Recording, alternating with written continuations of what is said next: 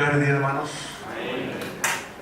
Cuando veo a los niños correr de esa manera hacia la escuela dominical, siempre me pregunto si van corriendo a recibir clases o van huyendo del predicador del turno. Siempre hay dos formas de ver lo mismo.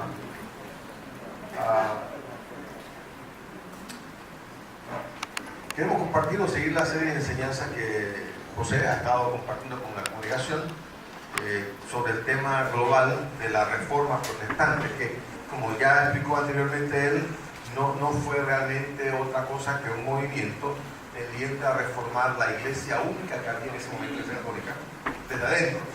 Desgraciadamente no se logró, y eventualmente lo que sí se logró fue una contrarreforma que esencialmente incorporó muchos de los elementos, bueno, no muchos, algunos de los elementos de la reforma, pero otros los condenaron y finalmente se llevó a la ruptura entre la iglesia mayoritaria, la iglesia católica romana, y la iglesia que Lutero y otros reformadores finalmente se vieron forzados a iniciar.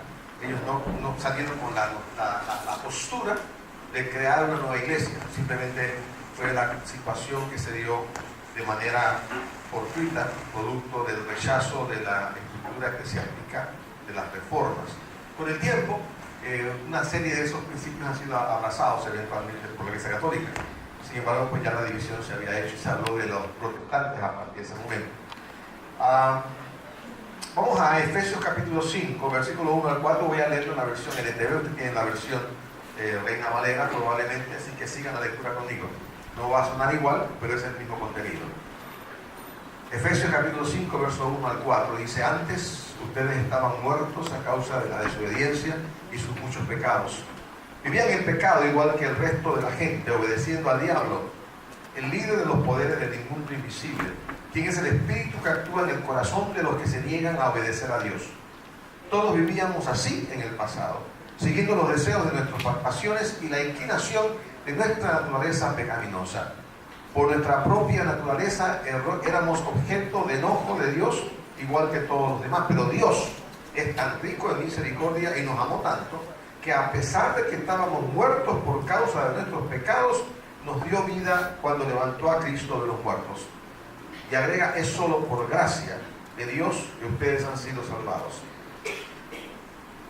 Hoy quiero compartirles solo por gracia,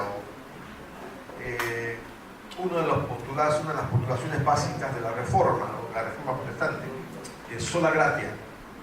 Solamente por gracia somos realmente salvos. A Martín Lutero, como a la mayoría de las personas de su época, saliendo de la Edad Media, le obsesionaba mucho su destino eterno.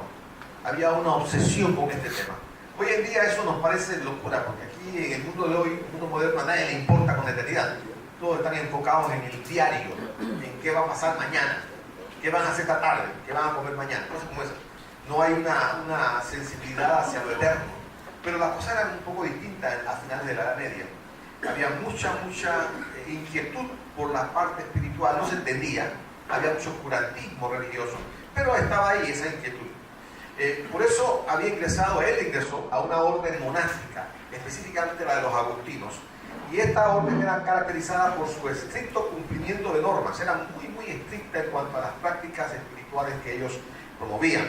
A manera de ejemplo, él y sus compañeros, todos los días se paraban a las 2 de la mañana y hacían un tiempo devocional de adoración formal de 45 minutos. A las 2 de la mañana. Pero lo repetían 7 veces en el transcurso del día. Hace años me acuerdo que estaba yo una vez compartiendo y se me paró un hermano, un colega, y me dice: sí, porque tenemos que aprender a orar como hizo Lutero. Dice: ¿y cómo oraba Lutero? 3 horas al día, antes de comenzar a trabajar. Lo que el hermano obviamente ignoraba es que Lutero, esa era su trabajo. Era un monje, vivía en un convento. Lo que nosotros llamaríamos vida diaria no existía para él. Él se paraba básicamente para las prácticas devocionales, y después 3 horas de oración, y después 4 horas de estudio, y más de lo mismo. O sea, era una repetición. Ahora, ¿por qué lo hacía? La pregunta: ¿qué es lo que la orden pretendía hacer en ese momento? Pretendía ganarse el paso a la eternidad. pensaban que la práctica continua de todas estas ceremonias, todos estos rituales, ejercicios espirituales, disciplinas espirituales, les acercaban más a ser aceptos a Dios. De hecho, Lutero mismo dice de sí mismo que si de él hubiera dependido, él hubiera sido el primer monje en entrar al cielo por derecho propio, porque era excelente en lo que hacía, o sea, había aprendido a hacer las cosas bien. Lo bautizaron instantáneamente. ¿Ustedes se imaginan el día de hoy? ¡Imposible! ¿Cómo se va a bautizar alguien si primero la clase de catequismo, o la clase de discipulado, o por lo menos unas cuantas nociones para que entienda bien lo que está haciendo? Dependiendo de la iglesia, se puede tomar 6 meses a 1 año antes de que se pueda bautizar en Cancún. Pero el eunuco se dio chapuzón una vez. De hecho, Felipe no lo invitó a ser bautizado. El eunuco se autoinvitó. Parece panameño el tipo probablemente, ¿no? En vez de tío, pues era panameño. Se autoinvita a la fiesta. Lo cierto es que, ¿por qué lo hacemos? Lo hacemos con buena intención. Queremos que la gente comprenda bien, que comprenda aquí lo que está haciendo. Que no vayan a las aguas para darse un chapuzón. Aunque en esta iglesia un chapuzón no es tan bueno nada, ¿no? Porque agua fría, con aire acondicionado. Dice que ya el pastor poco bautiza. La gente piensa que ha delegado la función para crecimiento en el mundo. No. Tiene pánico al agua fría. Y él pensará ya bauticé suficientes, que otros se congelen en el día de hoy. Y usted piensa que la gente se viene con esas togas así porque es una toga ceremoniosa, no, es para cubrirse del frío, hermano. Y cuando salen es espantoso también. Pero otra vez, el punto es ese. El punto es que le damos mucha importancia a lo que yo tengo que hacer, cuando en realidad es pura gracia. La iglesia es un cuerpo formado por gracia. ¿Y saben qué? Continúa siendo formado por gracia. La gracia nunca la podemos superar. Si no, pues es que ahora yo estoy sirviendo a Dios, ahora soy evangelista, profeta, apóstol, lo que sea, pastor, maestro. La gracia nunca la podemos superar, porque por la gracia de Dios estamos haciendo lo que estamos haciendo. El esfuerzo personal se queda corto, siempre se queda corto. El apóstol dice: Dios los salvó por su gracia cuando creyeron. Ustedes no tienen ningún mérito en eso, es un regalo de Dios. Wow, pero qué difícil es recibir un regalo de Dios. A ver, cuando alguien te regala en esta circunstancia en el día de hoy, ¿qué es lo primero que piensas? ¿Qué tierra de mí? ¿Cuál es la agenda oculta? Y si alguien me regala, la expectativa es que yo debo regalar de vuelta. Cuenta con pago. O sea, no podemos recibir por gracia. Porque la gracia es un concepto totalmente foráneo a nuestra naturaleza caída. La salvación, dice el apóstol Pablo, no es un premio por las cosas buenas que hayamos hecho. Así que ninguno de nosotros puede jactarse de ser salvo. Ni tampoco de lo que Dios hace en tu vida. Porque a veces lo llevamos al punto de la salvación. Sí, para ser salvo es por gracia. Pero ahí para adelante la vida cristiana es esfuerzo duro, y sudor, y compromiso, y sacrificio. Todo eso está bien, siempre y cuando todo eso lo hagamos como resultado de la gracia. Porque lo que ocurre es esto: por gracia soy salvo, y la misericordia de Dios viene a tocar mi vida, y yo comienzo ahora a evidenciar obras dignas de arrepentimiento. Lo que se acuerdan Juan el Bautista, cuando se acercaban los soldados, la gente decía: ¿qué debemos hacer para ser salvos? O sea, arrepiéntanse, sean bautizados y hagan obras dignas de arrepentimiento. Lo que significa que dejen que el Dios que entra a su vida comience a cambiar su vida y produzca entonces resultados cónsonos con la nueva vida de Dios. En otras palabras, las buenas obras no son más que el resultado de lo que Dios está haciendo en mi vida. El original, el que origina esas buenas obras no soy yo con mi buen corazón, mi buena intención. Es Dios en mí, esperanza de gloria. De hecho, el apóstol agrega en Efesios capítulo 5, dice: pues somos la obra maestra de Dios, creó de nuevo en Cristo Jesús a fin de que hagamos las cosas buenas que preparó para nosotros tiempo atrás. Esto también es foráneo, porque yo vivo en el tiempo de las estrategias, de mis buenos planes. Yo preparo mis planes, oro y pido que Dios los bendiga. A ver, levanten la mano aquellos que alguna vez han dicho esa oración. Señor, bendice mis planes. No seas caretudo. Dios no tiene ninguna obligación, y de hecho tampoco tiene interés alguno en bendecir tus planes. No importa cuán bien confeccionados hayan sido hechos. ¿Saben por qué? Porque nuestros mejores planes se van a estrellar. A usted dirá, no somos gente pensante, porque esa es otra frase del día de hoy. Es que somos gente pensante. Sí, pero el diablo también es gente pensante. Y cada vez que pensamos nos estrellamos. Dios no quiere que dejemos de pensar, pero nuestra mente debe ser la mente de Cristo. Y para que sea la mente de Cristo, debo primero abrir la puerta a que Dios revele su corazón para mi vida. Hay demasiada gente haciendo buena obra para Dios y Dios no la quiere. Dios quiere que hagamos la buena obra que Él quiere que hagamos. Y cuando yo aprendo a sintonizarme con Dios, tiempos de oración, tiempos de ayuno y clamor a Dios, tiempos de intimidad, caminando, escuchando la voz de Dios, leyendo la palabra con entendimiento y sabiduría, pidiendo al Espíritu que me hable cada vez que voy a la palabra, entonces voy a comenzar a recibir dirección de Dios. La vida por fe no es más que una vida guiada por el Espíritu Santo. Yo no quiero que Dios me guíe. Yo quiero hacer lo que yo quiero hacer y que Dios bendiga lo que yo quiero hacer. Tengo mis propios sueños, mis propias aspiraciones y pido que Dios las bendiga. Y me disgusto con Dios cuando Dios no se ajusta a mis planes. ¿Qué se ha creído ese Dios? ¿No se ha dado cuenta que el que manda aquí soy yo? No estamos equivocados, no mando. De hecho, todo el que pertenece a Cristo se ha convertido en una persona nueva. La vida antigua ha pasado. Una nueva vida ha comenzado. Dios es Dios de nuevos comienzos. Y lo que la gracia persigue en última instancia es darnos la oportunidad de comenzar de nuevo. Pablo nunca pudo negar que había sido perseguidor de la iglesia, coautor de la muerte del primer mártir de la iglesia. Moisés jamás olvidó que era un pinche criminal perdonado por Dios. Y después un zafado, cuando Dios le dijo que hiciera algo, y lo hizo a su manera. Pedro jamás olvidaría, jamás pudo olvidar que había negado a Cristo 3 veces.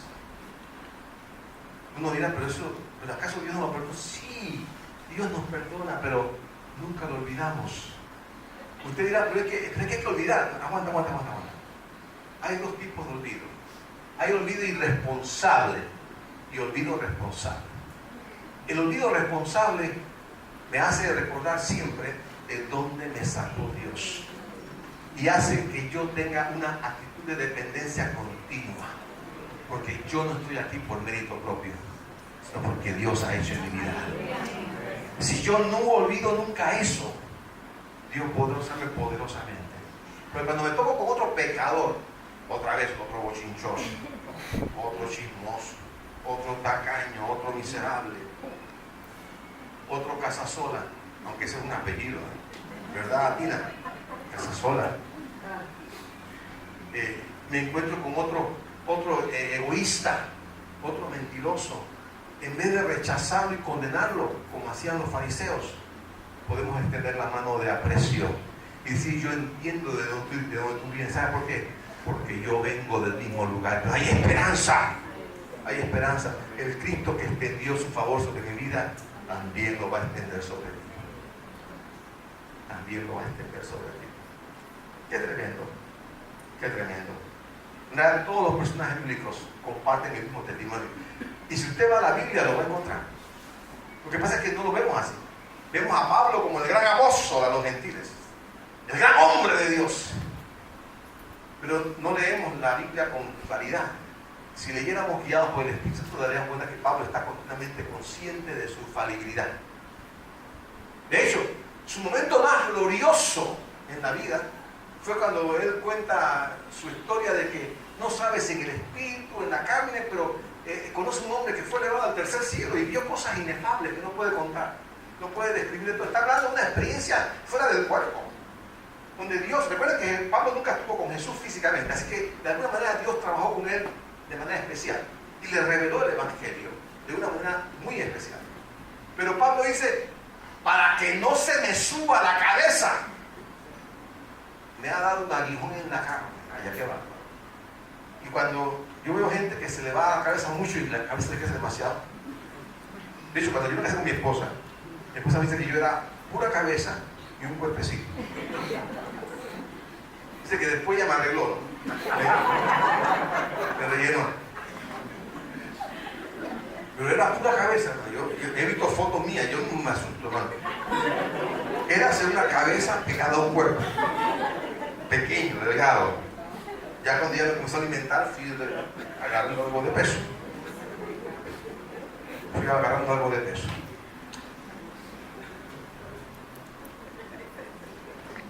Somos nueva criatura, creada por Dios para hacer cosas maravillosas, pero nunca perdiendo de vista quiénes somos.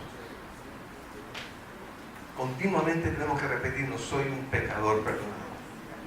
Y cuando peca, el Dios le dice, ya no eres justo, no eres digno, salte de aquí, vete de la iglesia porque eres un hipócrita. Tienes que decirle, sigo siendo un pecador perdonado. Sigo siendo. Pablo se da cuenta que aún su aguijón en la carne es para mantenerlo sensible, que no se olvide quién es. Y algunas cosas que estamos atravesando son aguijones en la carne. Ahora, hay gente que quiere llevar para cualquier cosa. No, que mi mujer y aguijón en la carne. No, su mujer no puede ser un aguijón en la carne. Sería una lanza completa, probablemente.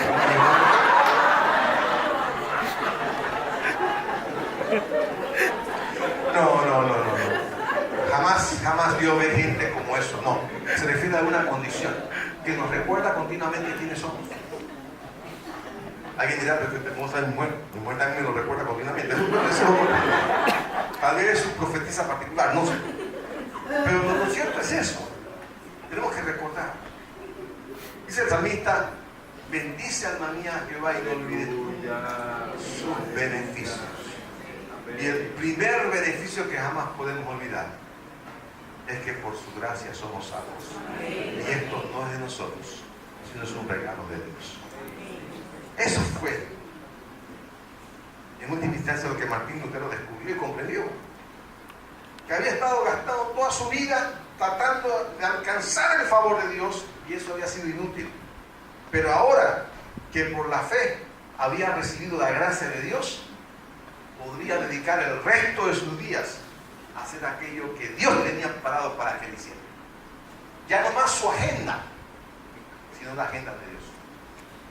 En última instancia, el matrimonio, el casamiento de fe y gracia es para que abracemos la agenda de Dios para ti. Hay gente perdiendo su vida de manera muy triste. Yo sé porque yo mismo lo he vivido. ¿Cuánto de nuestra vida se ha desperdiciado haciendo cosas que nos parecían bien, buenas, razonables, que nos llevarían al éxito, al desarrollo profesional, empresarial, económico, como sea? Y no nos damos cuenta de que se quedaban cortas con los planes de Dios. Aquello de que los pensamientos de Dios son más altos que los nuestros, aplica perfectamente aquí también. Lo mejor que podemos hacer es abrazar a Dios, sabiendo de dónde hemos venido, y reconocer que lo que Él tiene para nosotros es mejor que lo que nosotros tenemos para nosotros mismos. Eso se llama gracia, no es merecida. Yo no la merezco y usted tampoco. Todo lo que hacemos en la iglesia y todo lo que llegamos a hacer en el cuerpo de Cristo es porque estamos reaccionando a esa gracia en nosotros. Sí, estamos creyendo cada paso del camino, porque aún los dones se ejercitan con fe, pero lo que estamos haciendo es ejerciendo la fe para hacer lo que Dios nos llama a hacer. Porque, hermano, por gracia somos lo que somos, pero cada paso que damos requiere fe. Cuando Dios te llama a hacer algo, tú tú te das cuenta, wow, esto es más grande que yo. Yo no puedo hacer esto. Hay gente que me ha dicho, hermano, yo no puedo hacer esto, no puedo enseñar, no puedo predicar, no puedo hacer aquello, porque yo no tengo la capacidad, no tengo el entrenamiento, no tengo la unción, no tengo esto, no tengo una lista de cosas que no tiene. ¿Y qué es lo que le permite a usted hacer lo que Dios quiere que usted haga? ¿Sí? Yo voy a creer que el Dios que me llama a hacer algo va a ir delante de mí abriendo puertas. El día, ¿qué día es? Domingo, jueves. Sí, jueves o viernes. Después ya fuimos a una conferencia muy interesante. En realidad no éramos invitados, sino que mi hijo era el invitado y nos dio tiquetes. Y fuimos allá. Era una conferencia de palabras para Panamá, de Banesco, el Banco Venezolano de Panamá. Y era parte de su programa de responsabilidad social. Muy interesante la conferencia. Tenían a dos personas. Uno era un pakistaní, el papá de la joven Malala, ¿no? La que le tiraron un balazo para matarla porque quería ir a la escuela en Pakistán, el talibán. Y el otro era de Klerk, el último presidente blanco de Sudáfrica, que fue el que preparó toda la situación para que pudiera hacer la transición de la apartheid. Entonces, los dos dieron una charla. Ahora, había como 2.000 personas más o menos en el Teatro Anayansi, y lo malo fue que después de eso la gente se olvidó de los discursos y fue una comilona espantosa que hubo después, ¿no? Pero el punto es este: estas dos personas eran personas comunes y corrientes.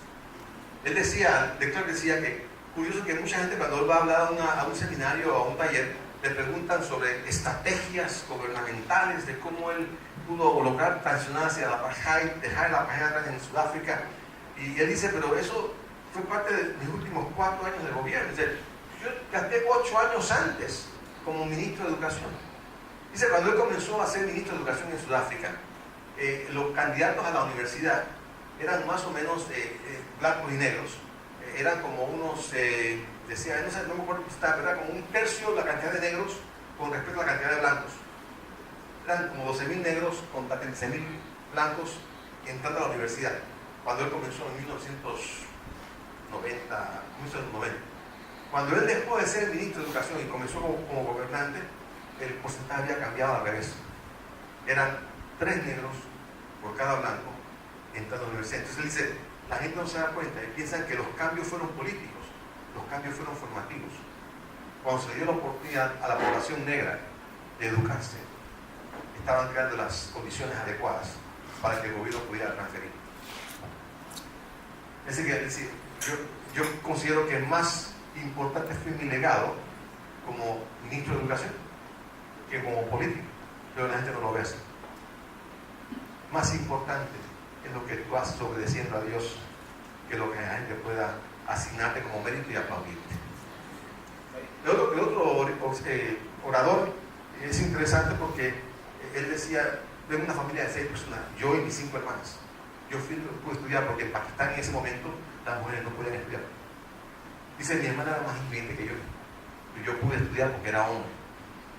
Y saben que yo fui maestro, pero el tipo sigue siendo gago. Y se trabó varias veces, hermano. Se trabó en el discurso. Y yo sufrí eso por dentro. Y el tipo dijo, pero como tengo este problema, tuve que dejar de ser maestro y me convertí en director. Creó su propio colegio. Y bueno, el colegio prosperó y finalmente sigue adelante. Pero el punto es este: no hay limitaciones. Algunos de ustedes dicen, no, es que yo no puedo, como dice Moisés. Yo no puedo, Señor, ir porque tengo problemas para hablar. Y el Señor no acepta excusa, hermano. Si Dios te llama a hacer algo, tranquilo, su gracia va por delante. De repente, eres gago y seguirás siendo gago, hermano. Pero al momento que vas a entregar la palabra, se te va la guerra. Y cuando termines de entregar la palabra, te regresas otra vez. Cuando vas a dar el testimonio, se te van los nervios. Cuando acabas de darlo, te vienen de vuelta. Y así es, porque es por gracia. En esta mañana cierro haciéndote una pregunta personal. que no es una pregunta teológica. Yo creo que ustedes han escuchado mucho ya sobre la gracia y la fe y todo aquello, y no somos luteros, no fueron monjes ustedes ni monjas, pero vivimos una vida diaria en el día de hoy. Número uno, primera pregunta: ¿vives siempre recordando quién eres? ¿O has permitido que con el tiempo se te haya olvidado de dónde te sacó Dios y se te haya subido a la cabeza que por ser cristiano ahora eres coheredero con Cristo, lleno de todo el poder y la unción, y caminas sobre el aire y puedes mirar hacia abajo a los pecadores? Porque eso es reconocer, es desconocer de dónde nos sacó Dios y qué seguimos siendo. Escuche bien, porque no hay ni apóstol, ni profeta, ni maestro, ni evangelista, ni pastor en el día de hoy que no sea pecador. Escúcheme bien, no existe ningún líder sobre la faz de la tierra en este momento que no siga siendo un pecador. Tal vez el tipo de pecado no es el grosero que usted practica hoy en día, pero es igual pecado, porque no hay justo ni a uno. Yo pensé que eso era para antes de salvación. No, es para antes, durante y después, porque es nuestra naturaleza caída que está con nosotros. Y cuando uno es honesto consigo mismo, uno se da cuenta: Señor, verdaderamente sí soy un pecador, pero gracias porque tú me perdonas. Y hay perdón fluyendo día a día para nosotros. Así que en esta mañana primero pregunto: ¿sabes y reconoces quién tú eres? Y en segundo lugar, si lo reconoces, estás permitiendo que Dios guíe tu agenda, que no sea tu agenda para tu vida. Algunos son jóvenes. La pregunta que yo le haría a usted como jóvenes es: ¿están ustedes queriendo manipular su propio futuro? ¿O están abriendo la puerta para que Dios les guíe en esa dirección? De la primera manera, ustedes se van a dar en la cabeza. Créanme que sí.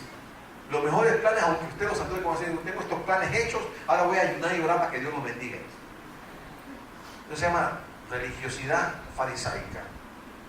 El plan que Dios bendice es su propio plan, el de Él. Y cuando yo me alineo con los planes de Dios, entonces abro la puerta para que Dios haga. Y va a ser mucho más allá de lo que usted pidió en primer lugar o aún puede entender en este momento. Dos preguntas claves: ¿reconoces quién eres? ¿Y qué agenda estás viviendo? Está en el centro mismo, en el mero centro del matrimonio, gracia y fe. Al final Lutero descubrió que su pequeña fe era más que suficiente por la gracia de Dios. Y en vez de luchar con acercarse a Dios, dedicó el resto de su vida para hacer lo que Dios le llamó a hacer. ¿Fue perfecto? En absoluto. De hecho, quiere decirles que el gran Martín Lutero fue el principal antisemita de su época. Odiaba a los judíos, los culpaba de la muerte de Cristo. Pero fue un gran hombre de Dios, con defectos como todos nosotros. Los grandes hombres y mujeres de Dios también tienen defectos. Dios no nos descalifica por nuestros defectos, trabaja a pesar de ellos. A pesar de ellos. Así que la próxima vez que usted vea a un líder que tiene su lado que le renquea, ore por ellos. Diga: Señor, bendice el hombre. Con tal, no tiene por qué ser perfecto, porque yo tampoco lo soy. Padre, en el nombre de Jesús, bendigo a esta congregación. No se trata de reflexionar teológicamente sobre conceptos bíblicos. Se trata de reconocer de dónde nos sacaste y qué quieres hacer con nosotros. Trata de reconocer lo que somos y por qué lo somos. Reconocer que lo que quieres que hagamos, tú lo has planeado de antemano, con antelación, para que vivamos por esas buenas obras. Ayúdanos, Dios, a caminar con sencillez, con humildad en el camino que nos has trazado. Ayúdanos a congregarnos no buscando perfección en mis hermanos cuando yo mismo soy incapaz de exhibirla, pero ayúdame a ser parte de ese cuerpo que abraza, que camina, que acompaña a otros en su imperfección. Ayúdame tal vez a confrontarlos con amor, pero ciertamente a abrazarlos. No dejan de ser mis hermanos porque fallan. De hecho, siguen siéndolo, porque al igual que ellos somos pecadores perdonados. Ayúdanos a caminar juntos de la mano, buscando lo que tú tienes para nosotros. Bendito en el nombre de Jesús. Te bendigo, Señor. Toda cabeza inclinada, todos ojos cerrados. Algunos de ustedes han estado luchando con esto. Claro, es un poco risible a veces los ejemplos que yo uso, pero no dejan de ser verdad. Y algunos de ustedes están bregando muy dentro de su corazón con el hecho de que toda su vida han buscado ganarse el favor de Dios.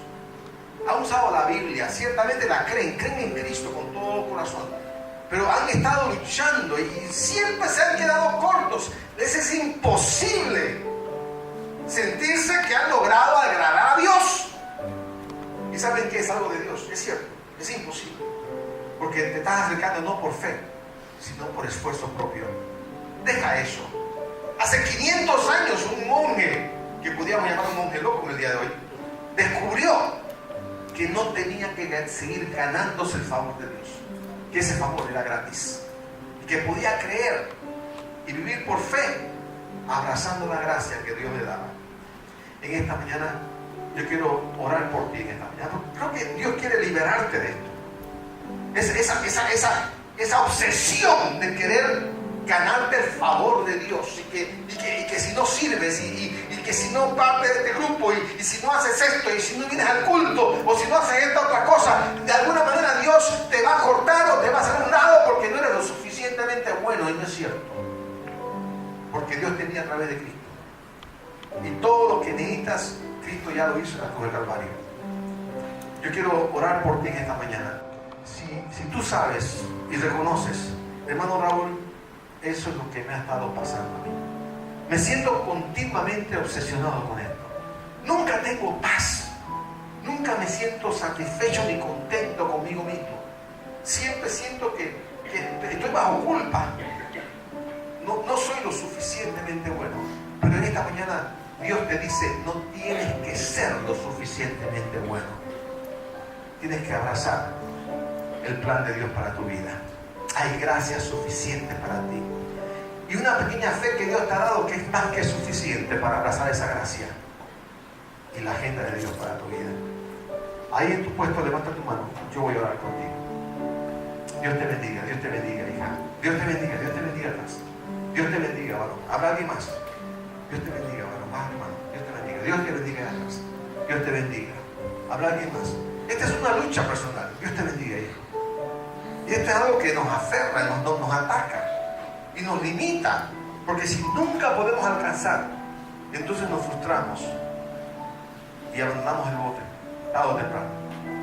La frustración destruye, la gracia de Dios edifica y levanta. Habrá alguien más que dice, hermano, ore por mí. Yo estoy luchando con esto.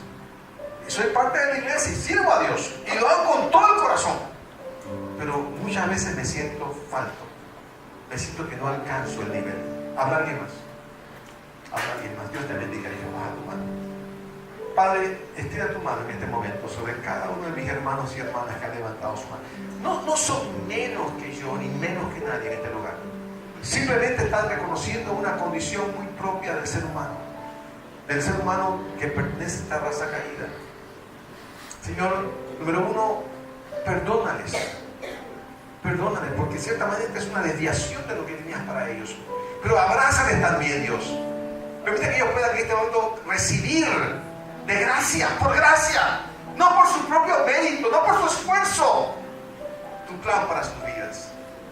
Que puedan darse cuenta de que tú les amas profundamente, aunque no se lo merezcan.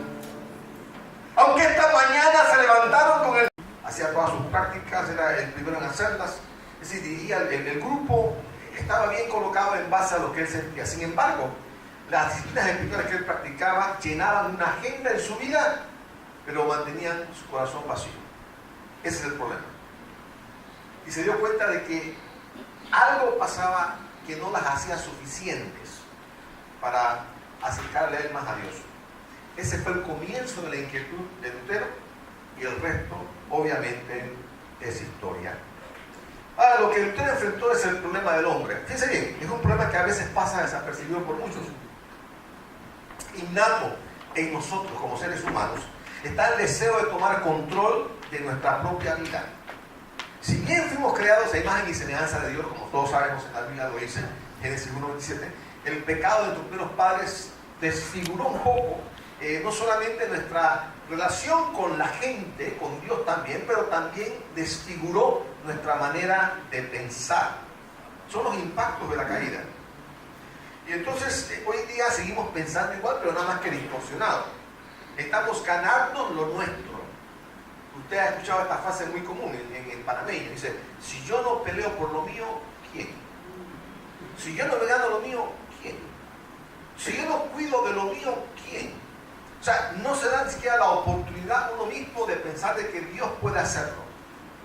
El énfasis es en mí. Yo tengo que ganarme lo que me gano.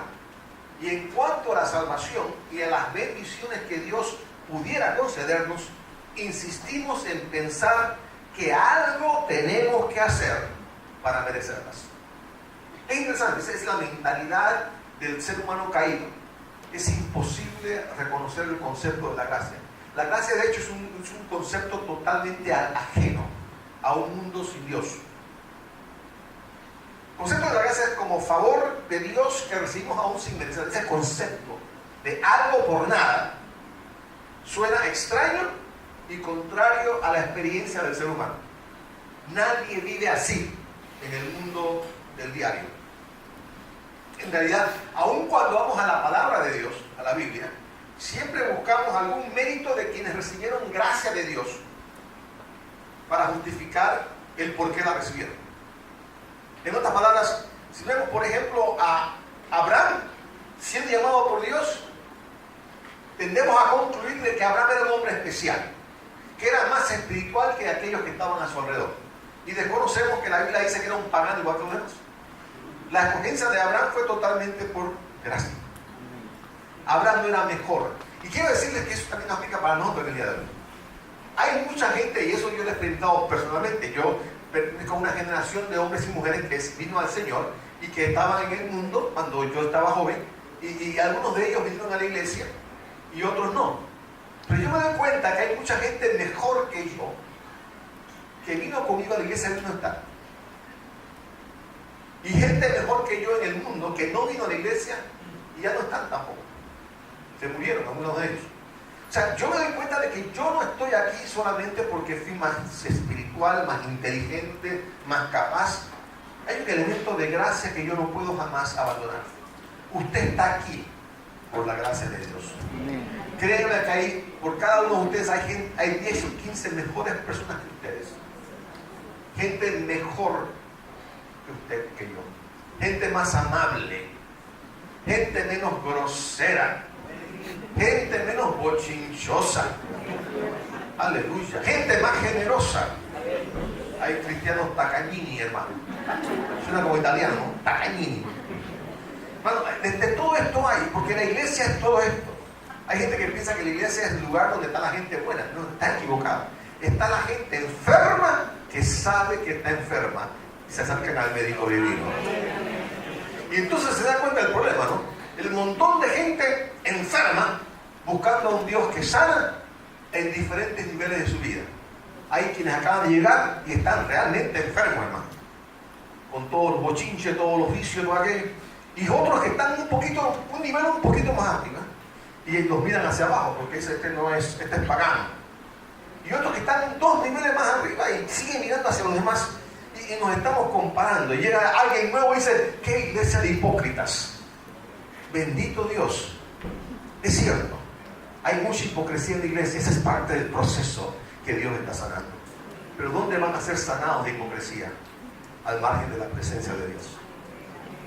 Es un concepto un poco distinto de la iglesia, porque en realidad es un hospital con diferentes pabellones, nada más que estamos todos mezclados. El que tiene usted al lado es el más bochinchoso. ¡Qué bárbaro!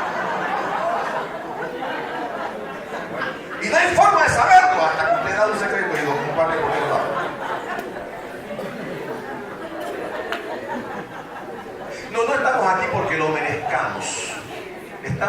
porque Dios nos miró con su favor. Y ese es el primer gran paso que tenemos que dar. Eso es lo que Martín Lutero no podía entender, no podía captar. Por ejemplo, cuando hablamos de que Abraham simplemente creyó a Dios y esto le fue contado por justicia, nosotros nos enfocamos en la fe que Abraham expresó, pero muy poca consideración damos a la gracia por la cual Abraham fue escogido. ¿Se dan cuenta? Nuestra tendencia natural como seres humanos, propio de una raza caída, es enfocarnos en lo que hizo la persona y no en lo que Dios hizo.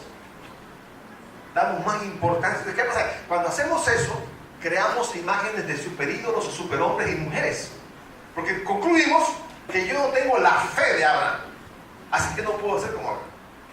No tengo la fe de David o de Salomón, la sabiduría. No tengo esto y lo otro de Pablo, de Pedro, de Juan. Entonces, como no tengo aquello, yo me descalifico y no puedo siquiera intentar seguir los pasos de estos hombres y mujeres de Dios en la Biblia, porque no tengo lo que ellos tuvieron. Mentira. La verdad es que todos ellos, al igual que nosotros, hemos sido receptores de la gracia divina, el favor inmerecido de Dios, que nos ha escogido sin merecerlo para derramar sobre nosotros su gracia y su amor y su misericordia. La fe de ellos era, al igual que la nuestra, sencilla y no acumulaba puntos suficientes para ganarnos el favor de Dios. Dice, el concepto fe y gracia están íntimamente ligados.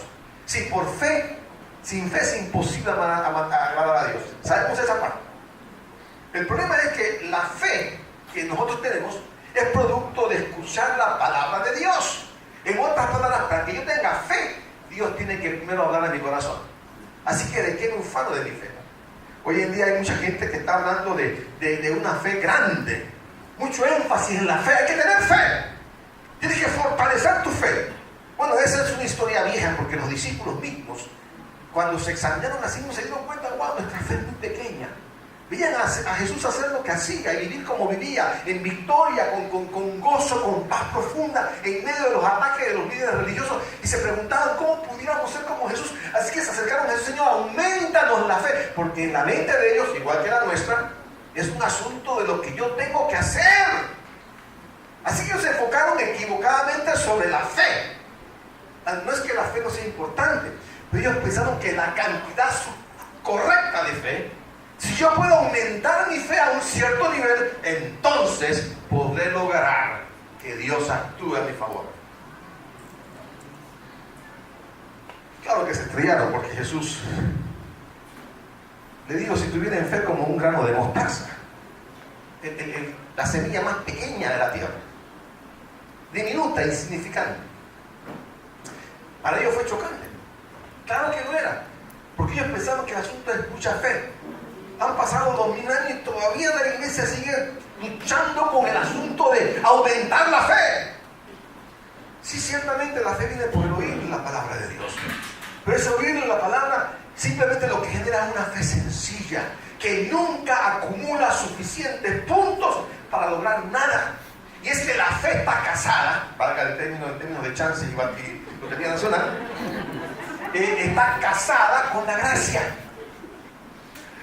Ciertamente sin fe es imposible agradar a Dios, y con fe tengo que acercarme a Dios, pero sin la gracia esa fe nunca es suficiente. Así que Dios tiene que extender la mano y darme fe para que yo pueda recibir lo que Dios quiere darme. Eso es chocante, porque, repito, choca con mi esencia normal. Martín Lutero descubrió que lo que le faltaba, o que lo que faltaba en su búsqueda de Dios, era reconocer que su limitada fe, la misma que por el justo vive, era, a final de cuentas, en realidad suficiente para acercarse a Dios. No más que lo era, no por sus méritos propios y por lo que él hacía, sino porque Dios había hecho algo maravilloso en Cristo Jesús, y eso es lo que contaba para Dios. En otras palabras, lo que cuenta en relación con Dios no es lo que yo hago, ni lo que yo soy, es lo que Cristo hizo en la cruz del Calvario. Otra vez chocante, porque ¿dónde quedo yo? Yo quiero poder distinguirme, quiero poder labrarme un futuro. ¿No? Esa frase no les parece conocida. Queremos que nuestros hijos se labren un mejor futuro. Y la pregunta es, ¿quién se puede labrar un mejor futuro? Si ni siquiera sabemos si tendremos un futuro. José hablaba hace un instante de una niña que murió producto de un incendio. ¿Qué futuro pudo ella labrarse? No tenemos control sobre el futuro. Ni usted, ni yo. El que sí lo tiene se llama Jehová de los ejércitos, Dios Todopoderoso. Yo no sé qué tiempo usted tendrá sobre la tierra. Yo tampoco sé cuánto me falta de vida a mí. Nada más que en estos días, yo no me veo mucho en el espejo. El espejo y yo estamos divorciados. Hace años me vi, no me gustó lo que vi y decidí que no me iba a volver a ver. Pero en estos días por algún motivo, algo estaba pasando en mi cara, me estaba viendo y de repente noté algo para mí extraordinario. Se lo conté a mi esposa y se estaba riendo de mí. Le dije, Anita, estoy dando cuenta que las orejas me están creciendo. Y de hecho están creciendo tanto que la parte de abajo se está doblando. Que es producto de la vejentud, obviamente. Y entonces se lo conté a mis nietas y también estaban riendo. Acabé de descubrir que tal vez estoy comenzando a envejecer. Tal vez, no sé. Tal vez. Tal vez. Ahora, la gracia no es algo nuevo, no aparece de repente.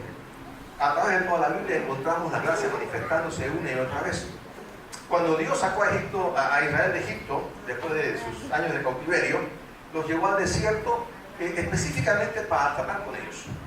Alguna gente piensa que esto es como una mala fe de parte de Dios, los llevó por la ruta más larga y después los castigó por 40 años. No, en realidad no. Dios tenía un propósito de formación.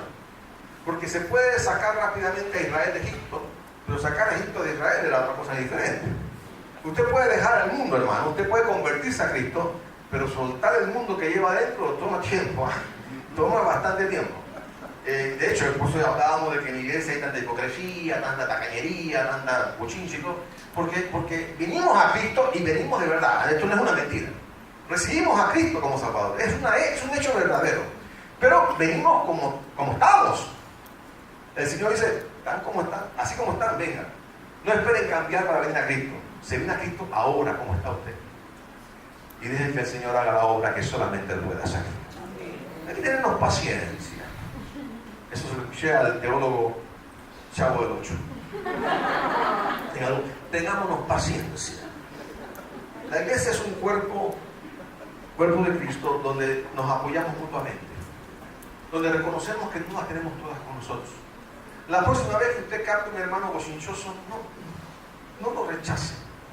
Denle una nueva oportunidad. Confróntelo. Dígale, córtese la lengua un poquito. 2 metros es demasiado. 1,5 metros tal vez sea más aceptable. ¿Verdad? Confróntelo en amor, pero denle oportunidades nuevas.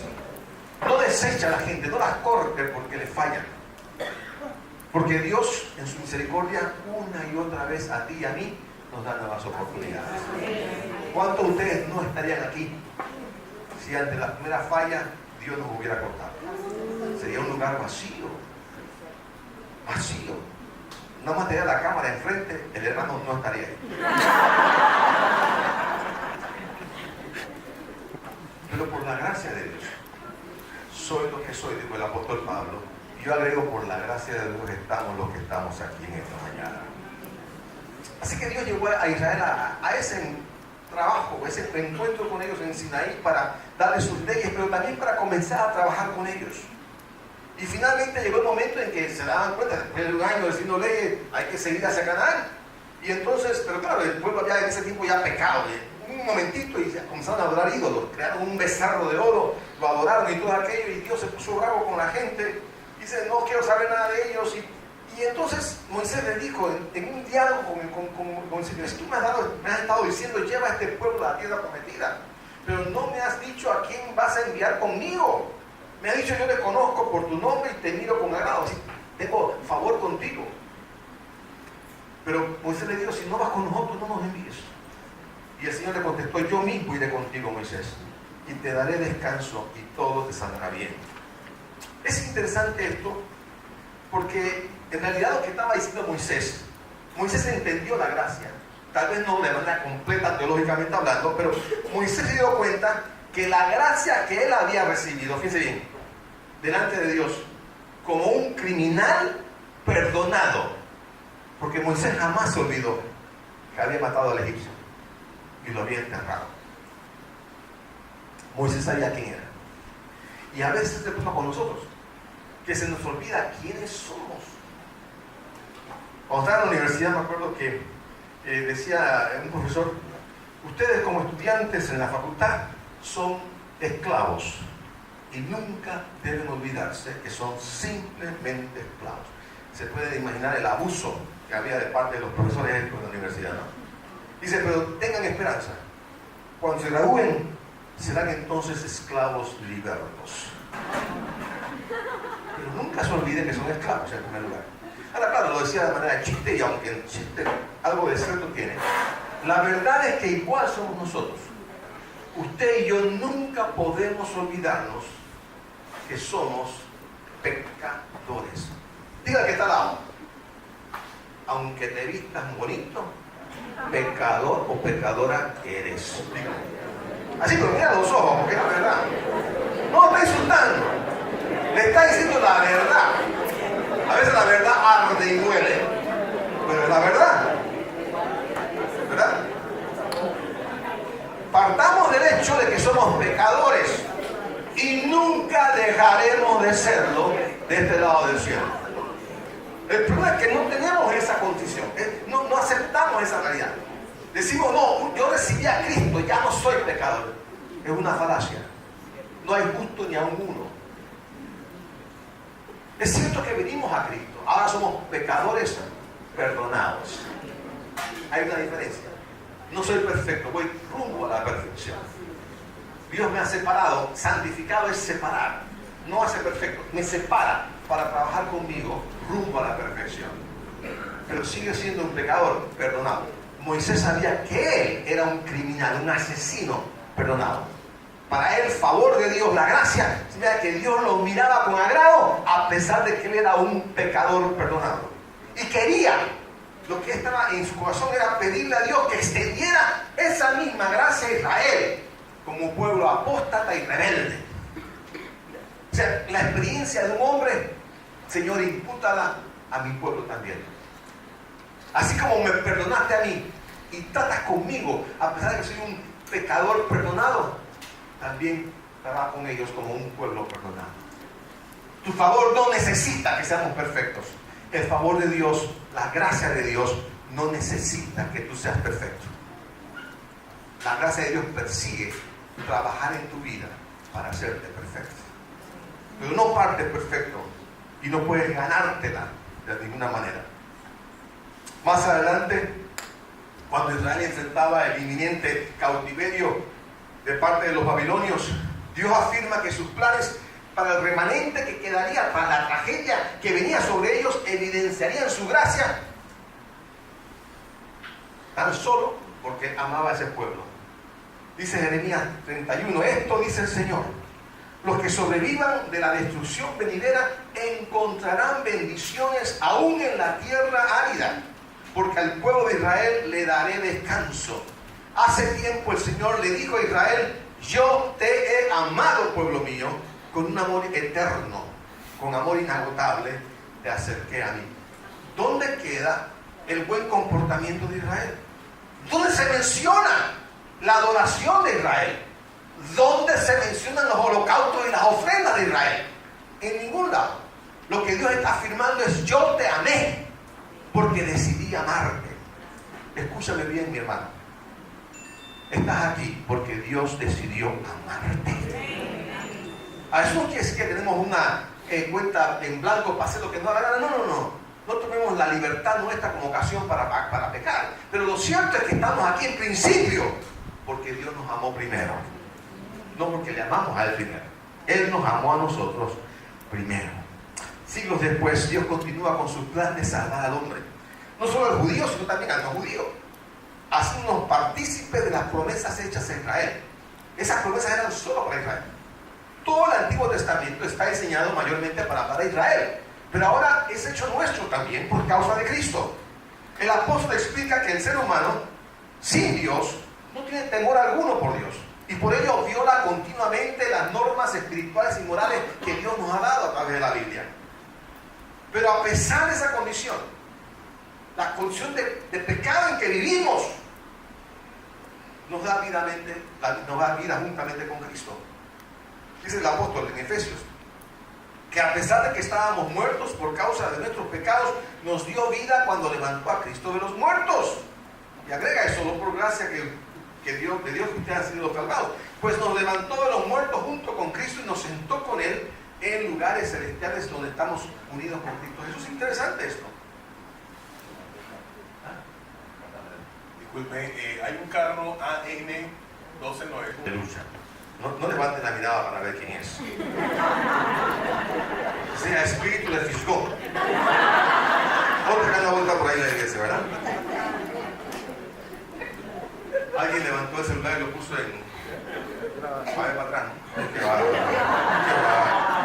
Sobre la tecnología, hermano. El ser fisgón hasta es tecnológico en el día de hoy.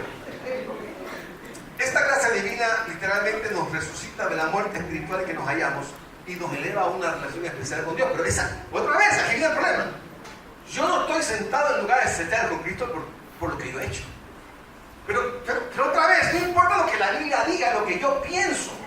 Y comienzo a pensar yo y a racionalizar que la razón por la que tenemos un estatus con Cristo y somos coherederos con Cristo y somos hijos de Dios es porque yo me comporto bien, porque vengo a la iglesia, porque ofrendo y diezmo, porque sirvo a Dios, porque gano almas para Cristo, porque estoy alabando a Dios y adorando a Dios. ¿Se dan cuenta? Es el concepto farisaico que Jesús combatió tan férreamente en su vida y ministerio. Estamos reduciendo la vida cristiana a un montón de cosas que yo hago para ganarme el favor de Dios.